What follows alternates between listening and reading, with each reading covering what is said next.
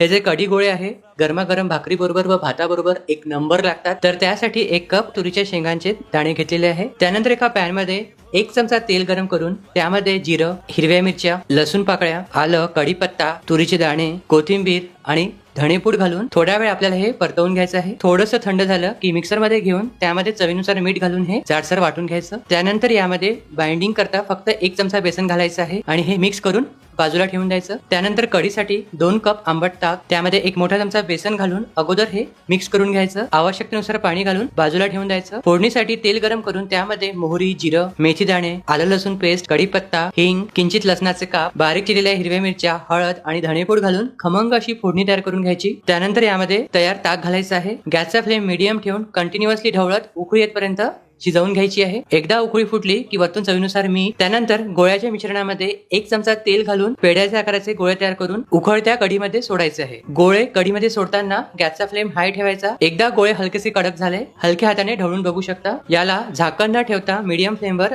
गोळे शिजतपर्यंत साधारण 8 ते 10 मिनिटे शिजवून घ्यायचे। एकदा गोळे शिजले, कढीला दाटसरपणा आला की गॅस बंद करून वरतून बारीक चिरलेली कोथिंबीर घालायची। आणखीन खमंग चव येण्याकरिता कढीपत्ता, लाल मिरची आणि लाल मिरची पूडची फोडणी तयार करून घालायची। व्हिडिओ कसा वाटला कॉमेंट्स मध्ये